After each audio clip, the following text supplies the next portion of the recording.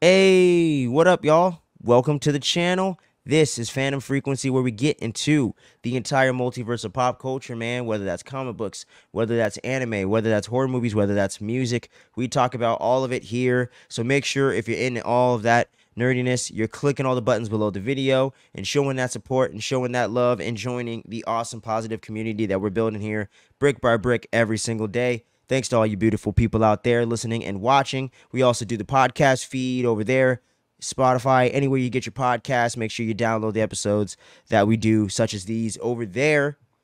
I'm your host, Will, joined by my main man, Skips, right now. And we're going to be coming at y'all today to discuss the latest episode of the latest Star Wars show. And I'm talking about the Dave Filoni produced Ahsoka. It's episode 3. They had the big episode 2 drop last week. 2 episodes, double dose of dopeness for you.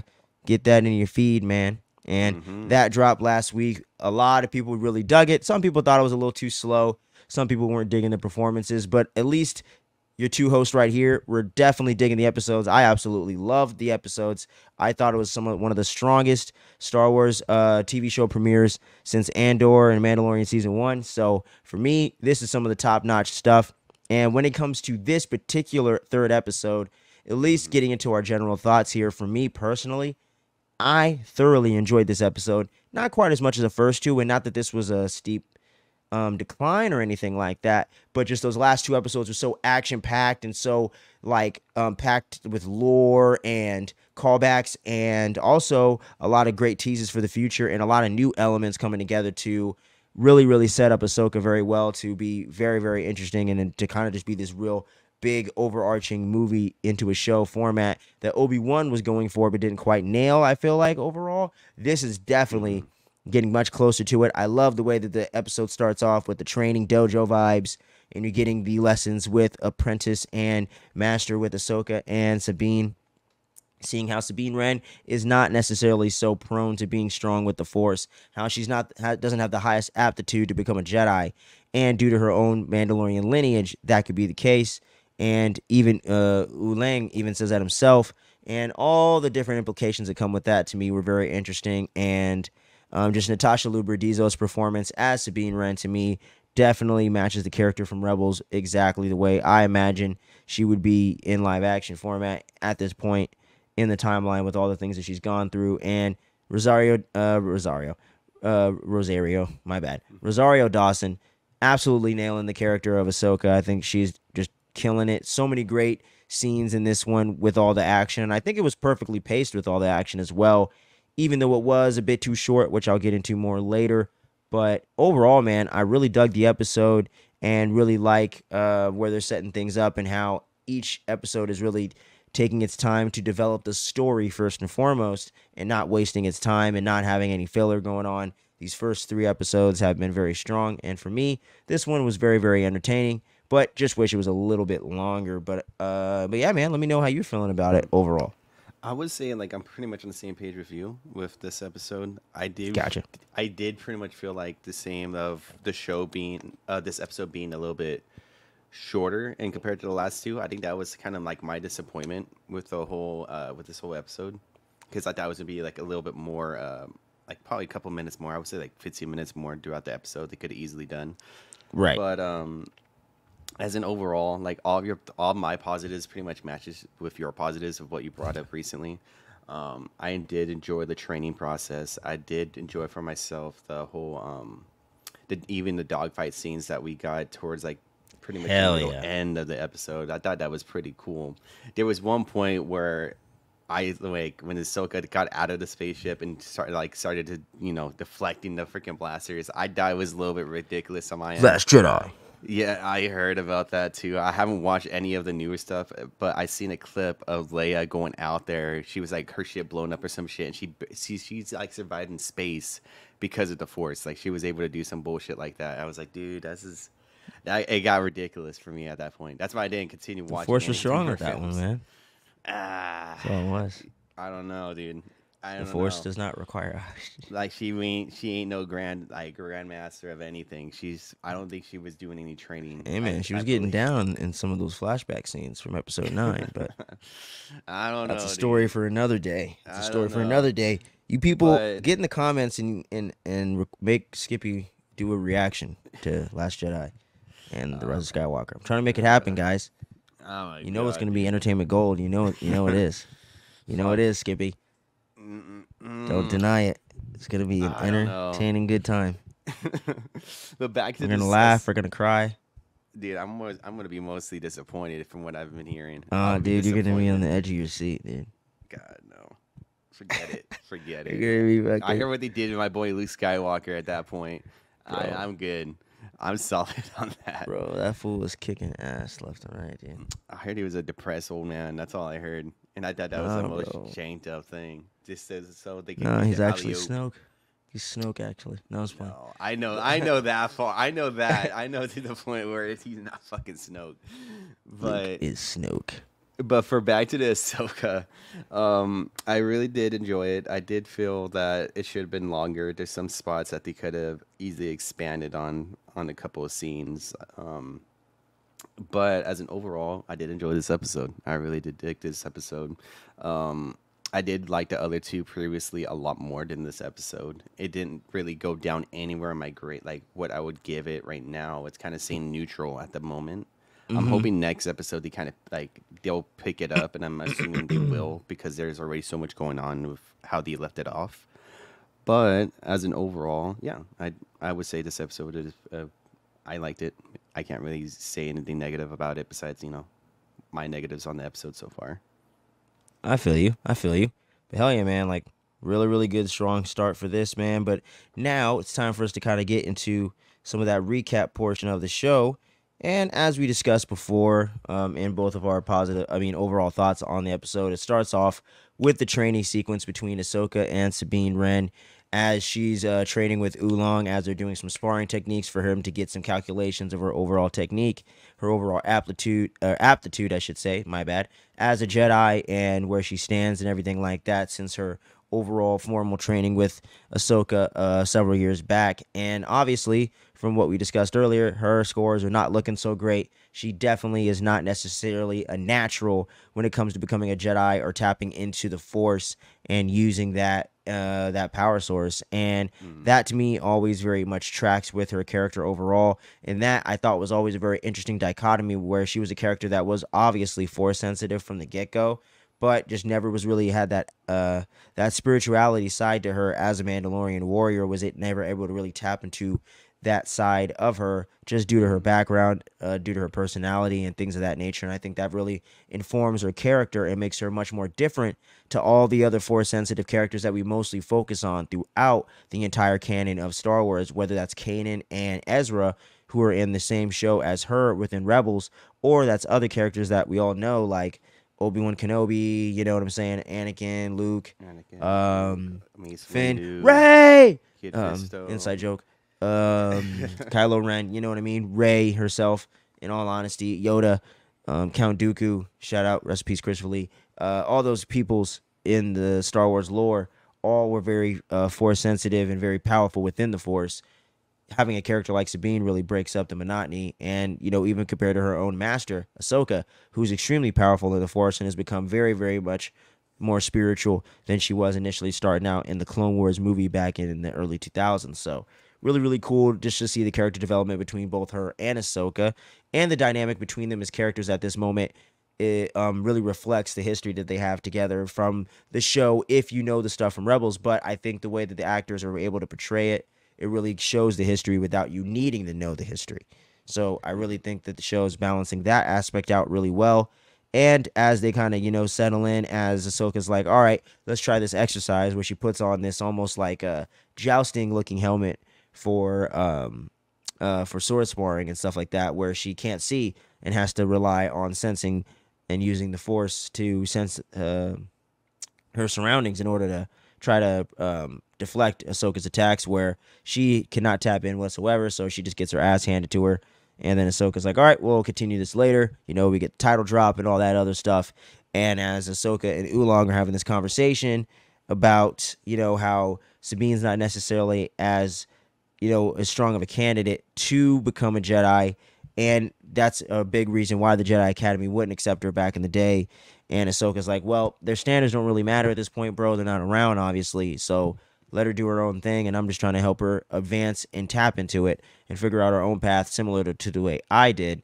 I'm not trying to necessarily force her on the same path or tell her what to do in that regard. So really, really love how that is just very much really a part of our character and really just comes through in the writing. And then we jump on over to the New Republic over there with our girl Harrison Dula, played by the great Mary Elizabeth Winstead, who's doing a great job with the character, by the way, and I think is nailing it. And she has a Senate hearing with them in order to talk with the New Republic representatives and to get a fleet together in order to go out against Thrawn and try to track him down out there in the unknown regions and stop this war before the next potential war before it begins. But unfortunately, they're all dumb, and they're like, "Well, I don't see any threat going on. The Empire ain't no threat to us. They work with us now." And she's like, "Well, we just found spies, homie. So what makes you think there isn't any more?" So they're all a bunch of dumbasses. And even though Mon Mothma, who's making a little bit of conversation with Hera, asking her about her son Jason, who's another character that was established in Rebels, which finally gets his live action debut here in just a second. So that was really cool to see. And then after the small talk's over with Mon Mothma and everything, they get straight into business after they're denying, excuse me, all the requests that Harrison Dula is trying to make and completely ignoring the threat that is potentially out there with Thrawn and them trying to blame it all on her personal bias of losing her friend, Ezra Bridger, who they believe has died valiantly as a hero in the battle on Lothal in the finale of Rebels in season 4. So it all comes together and they're all a bunch of morons. But as we see Hera embrace her son after Jason runs up to her after the meeting and throws out there that he wants to become a Jedi, just like Sabine and his father before him, Kanan Jarrus. And that potential tease for the future could be something really cool down the line in the Star Wars timeline if they're able to keep their shit together and able to do this next real era that they want to do throughout the different points in the timeline that they have now established as different eras with names and everything like that. It would be really cool maybe in the Rey movie that they want to do to have him as one of the apprentices or someone that's involved in some way as a little bit of an older person or something else that takes place in one of the TV shows. A lot of potential there, but a lot of speculation on my part. Then we jump back over to Sabine and Ahsoka having their conversation on the ship, just talking to Ahsoka, just trying to, guide Sabine on how even starting with small things and doing simple exercises with the Force can help her to master her abilities and tap into the Force itself. Sabine's over there trying to move the cup of tea or whatever, but she can't even do that yet. And that's when the apprentice herself, the evil one, comes in with the with some like mercenaries and that one Inquisitor that a lot of speculations going on about that could potentially be Ezra Bridger, Starkiller. The list goes on, but Really? I Think it was digress. Starkiller? Yeah, there's people that have theories about that because Sam Witwer was credited as one of the additional voice actors from the last episode where he premiered, where he got down with Ahsoka, episode 2 in the shipyard, and yeah, That is and was interesting. credited in this third episode, I believe. So there's a big theory going on with that. I highly doubt it, but that would be pretty cool at the same time. Right, right. Okay. So that's interesting theories that he got going on for that character. Because he's kind of like he showed up like out of nowhere in episode 2, kind of making his appearance, handling his business with Ahsoka. Yeah, He was man, really holding his own. Yeah, he was like standing one on like toe to toe pretty much. Yes, When he sir. dipped out when he needed to.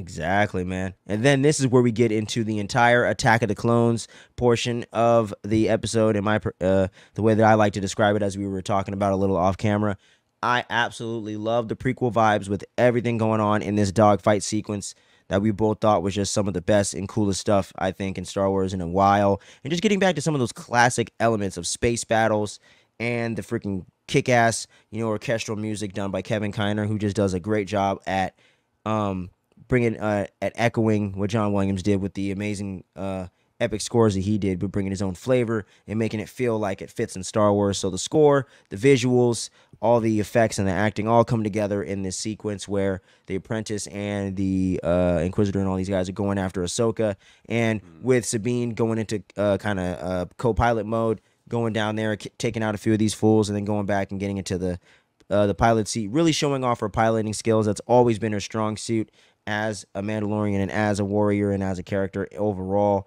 In all 4 seasons of Rebels into now, and just getting to see that whole sequence with the Ahsoka ship in live action, so kick-ass, man. Always wanted to see that, and just the overall creative or unique creativity to the design of the ship just always makes it really interesting to see it flying around and everything.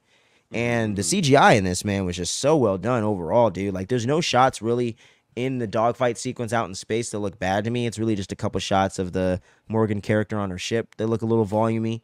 But overall, that whole sequence to me looks phenomenal, especially for a TV series. Man, really rivals Mandalorian as well. I think the only thing that looks any better than this is maybe Andor due to all the practical effects. Yeah, and I can definitely agree on that because like this show, like you can tell like a lot of like the budgeting is there. Like even the last previous 2 episodes, like you can tell vastly the big difference between the most recent series. Like I would say even Boba Fett, Obi-Wan, maybe even some spots, even in the newest season of Mandalorian. Like there's some there were some episodes in there that was pretty choppy with the CGI and everything. But yeah, this show's visual effects is it's not that bad. It's like you said, the only time that they had something that was kind of off was within that little that little ship that Morgan was on, or that little station that she was on. But other than that, it was pretty. Everything else is pretty cool. Even when they landed into the planet, I thought it looked pretty dope. Hell yeah. I was like, ooh, this planet looks cool. And I Yeah. like all the lore behind it with those space whales and how they're able to travel through hyperspace, and that being kind of a Oh, refueling station for them, man. I just love all the deep cut Star Wars lore that's just right there at the forefront if you know about it or if you pay attention to it, but it's never distracting or takes away from the overall episode itself, man. And then, just getting to see freaking Ahsoka get into the spacesuit. First time I think we've ever seen her do anything like that. Getting yeah. out onto the side of the ship and everything. To me, I thought they kind of rode the line between going too over the top, but kind of doing something new and cool and a little more what's the word? A little more what's the word? A little more spectacle, you know what I mean, More to the spectacle. overall episode, and adding that live action flair and kind of harkening a little more to the animation and kind of harkening to kind of where the format that Ahsoka comes from. And that's kind of the one thing I like with this show, where some of the moments in here feel a little more like an animated series than like a live action series, but it never feels distracting, at least to me. And maybe that's just something weird that I'm noticing in it, but to me, I thought that was a pretty kick-ass element to the overall episode. And then they notice that they got that big old ring in the sky and everything, and they're like, "Is that a hyperspace ring?" And that turns out that's exactly what it is, as we know, because they're building that big ass ring in order to take that through hyperspace into a much further point into the unknown regions to meet up with none other Then Thrawn. than the big bad name drop, Admiral Thrawn, baby, heir to the Empire. Let's fucking go. 90s are Yeah. back, baby. Let's go. And just the overall freaking sequence of that, man, just them going down into the planet and everything was so awesome, so well done. And them turning off the droid and everything so that way they aren't able to track them for the meantime, just to shake them for a minute. And then, we're on this new planet and everything like that. And then they're hot on their tail, though, because Ray Stevenson's character, he's already aware that they're hiding somewhere on the planet. And it's inevitable before they're able to find them. And as Ahsoka and Sabine are discussing this whole hyperspace ring and what it all means, and seeing how they are definitely on the path to finding Thrawn, and definitely one step closer in order of moving the story forward, in order to getting to Thrawn and getting to the bottom of this and seeing what truly happened to their friend, and if they truly can take out their enemy. And that's pretty much where the episode leaves off, man. Short, Yeah. sweet, right to the point. But like we said earlier, this episode definitely could have used about 10 to 15 more minutes just to marinate, I think, on some of the Harrison Dula plot line with the overall Senate. Maybe her and Mon Mothma can kind of get together on that aspect and move some of those plot points along as well. But overall, man, I think it would have been cool to get some scenes with Ray Stevenson's character as well. But in general, I thoroughly enjoyed this episode. I would probably just give it like a strong 7.5. Damn good episode of TV. Very, very rewatchable, very entertaining. very well paced, for at least for me. A little slower than the last two comparatively, but still Mm-hmm. not a boring episode by any stretch. I think this show has been very, very perfectly paced, at least in my personal opinion, man. But Mm-hmm. I would Mm-hmm. love to hear from all of you out there as well. Drop your thoughts in the comments below. Let us know what you thought about this episode, whether you loved it, hated it, fall it somewhere in between. Do you think this is really carrying the torch for Star Wars, or do you think they're dropping the ball as well? I think my man Skips right here is with me, where I think they're definitely nailing it so far, and it definitely feels a lot more like classic, authentic Star Wars, man, and just really, really dug the episode. But yeah, Yeah. 7.5 out of 10 for me. What would you rate it, my man? Probably the same. Like actually thinking about that now, because like there was one thing that I was trying, like I barely remembered now for a fact. It was the Senate. I didn't like how the Senate was to keep on disregarding, The pretty whole much the Thrawn concerns situation and of the imminent yeah. threat. Yeah, Well, like was this disregarding that because Hera is like was the one who would kind of like has that hunch. Like she was been dealing with him all throughout pretty much like the Rebel show because they were like that mm-hmm. group was like the one was the ones that was like she did mention like they lost a lot of their good friends that they known throughout the show and Yep, Thrawn's like even in book lore wise and in show wise like he's like not one to be underestimating like he's straight definitely. up like he's straight vicious and he's very strategic and he's very great hand-to-hand combat and everything like he's the whole package pretty much the whole package very high intelligence and everything as well so I Get didn't you a like villain that could do both, baby. I didn't I didn't like how they did that. The only time like I would say like the reason why they would completely disregard that is like if some of them already know Thrawn's around and they're waiting for his arrival to come back and then that's when they'll try to flip the That would make it tides. make more sense, but I think it might just Yeah. be a plot armor thing.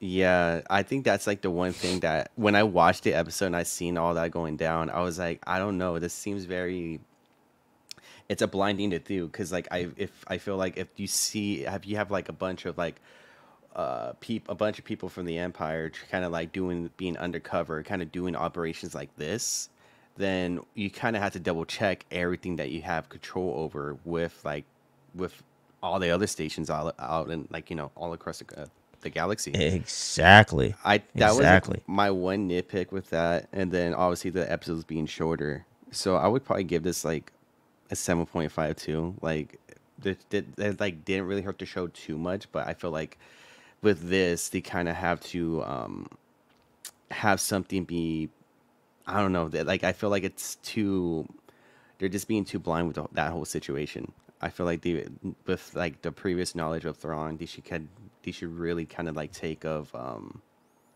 this as a bigger concern than what it is. I feel where you're coming from, man. That's a very, very solid point. I wasn't really thinking about that as much throughout the first my first viewing here, but damn, that's a good point, man, for sure. And I'm Yeah. sure a lot of the fans out there are probably feeling the same way.